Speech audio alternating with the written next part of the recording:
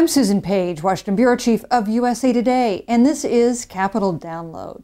We're at the Institute of Politics at the University of Chicago with its director, David Axelrod. Thanks so much for joining us. Great to be here. Thank you for coming. You have written a new book about your life before you were a learned academic. It's called Believer, David Axelrod, My 40 Years in Politics. It's about your history in politics as a strategist and, of course, as the strategist who helped elect Barack Obama to the White House twice. So the title is Believer. Believer in what? Well, believer in the worth of all of this. I really believe in this process. It's messy, it's sometimes acrimonious, but this is the way we seize the future. I believe we have the opportunity to shape history in small ways and large, and we do that together through our political system, and that's a very, very, in my view, a very noble calling, a very worthy calling. First, I want to look forward to the next campaign, to 2016. So for starters, do you assume, as most of us do, that Hillary Clinton will run? I do. She's obviously the prohibitive frontrunner, but of course she was the frontrunner in 2008 when Barack Obama came around and won the nomination. Is it conceivable that that could happen again? No, I think she is exponentially stronger within the Democratic Party than she was in 2008, and times are different. Her status as someone who had worked within Washington and was familiar with Washington was actually a liability. But these things tend to cycle. I think her skill set and her background are probably better for this campaign than they were for the last. But you note in your book that she was not a great candidate in 2007 when she was the front runner. She wasn't really a good candidate until she had gotten That's an interesting lost. thing. You know, I think what happened was that once she lost the Iowa caucuses, she threw caution to the wind. And in 2008, I think she was a very good candidate.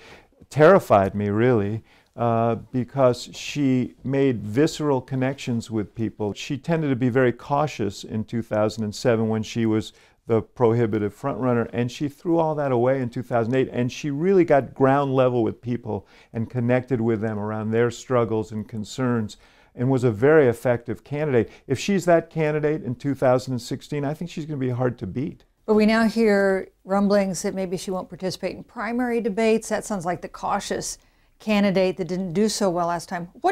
As a strategist, what does she need to do? What's her task? I think she has to approach this campaign like a challenger, not like a front runner, like an insurgent, and go out there and really make a strong case, not for herself, but for the kind of country she believes in, for the things she thinks we need to do to rebuild the middle class. You just mentioned that people are always looking for something different from what they've just had, looking for something of a change. And you write in the book that, talking about the 2008 campaign, after 2 decades of the Bush-Clinton saga, making herself the candidate of the future will be a challenge. Isn't that still true? Yes, but it is the challenge, and I think she probably recognizes that challenge. I think she's wisely taking some time in thinking these things through, and when she comes out, I expect she'll come out talking about the future and not the past. What she can't rely on, and I don't think she will, is the Clinton name, although the Clinton name trades very high in American politics. Elections are always about the future. Bill Clinton was famously the one who said that, and he was right. So she needs a very well-conceived message about where she wants to lead the country. If she doesn't have that, then it does become a problem. So as a Democrat, you're looking at 2016, Hillary Clinton's been nominated. Which Republican would give her the hardest time? Jeb Bush, obviously, is someone who supported immigration reform, who supported education reform. If he can stick to his guns and hold those positions, I don't think we Democrats can take our tactical advantages for granted. I don't think having demographic advantages and the kind of advantages that we've counted on in the past few elections are enough. As a scout of political talent, any of these next generation of Republican contenders strike you as somebody really worth watching? The interesting thing about presidential politics that we learn every election and then we have to relearn is that presidential politics is like pole vaulting. You know, it's easy to clear the early heights, but each time you clear a height, they raise the bar, and it becomes more and more difficult. So a Scott Walker, who I think has some promise, gave a great speech at a little meeting in Iowa to conservatives there, and he is the flavor of the month. Everybody says he really may have it, and he may. but it's still not clear how he's going to deal with the pressures as they mount, as the bar gets raised. You write about what you call the great unfulfilled promise of his presidency. Mm-hmm. What is that? Well, obviously, there was a great hope when he ran that we could overcome this fractious quality in our politics, this acrimony in Washington, the ultra-partisanship that we saw. And, frankly, we underestimated that challenge. We came to Washington at a time of crisis. We thought we'd find governing partners. The Republican Party made what I think was a shrewd but unfortunate calculation that it was best to let him and these gaudy Democratic majorities that he was swept in with him deal with these very difficult problems than to join with him. And that set in motion a dynamic that has only gotten worse over time. You know, Barack Obama, by any measure, is an astounding politician, right? He's African American. His name is Barack Obama. He was elected and re-elected president, and with majorities of the vote. Those are incredible achievements for him and for you and for the rest of his team. But he does not, in fact, seem to like politics very much. No, I think he likes people.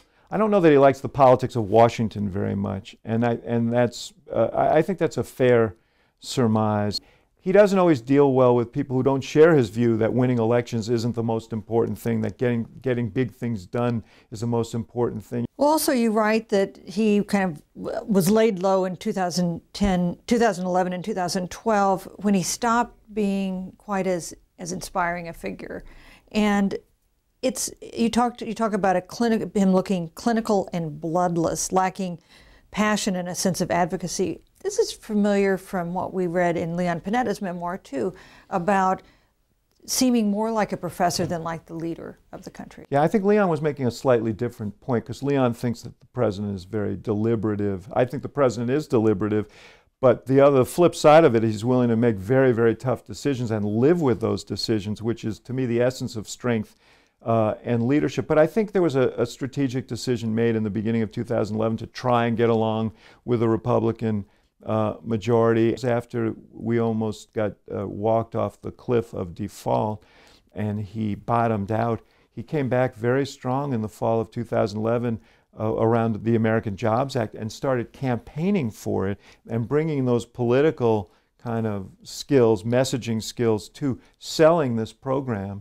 And that was the beginning of the turnaround for him politically going into 2012. Finally, let's talk about the role of race. Now, you have, in fact, been an advisor for a lot of African-American politicians, not just for Barack Obama, but for Deval Patrick, for any number of mayors, Dennis Archer, Michael White, Anthony Williams, Lee Brown, John Street.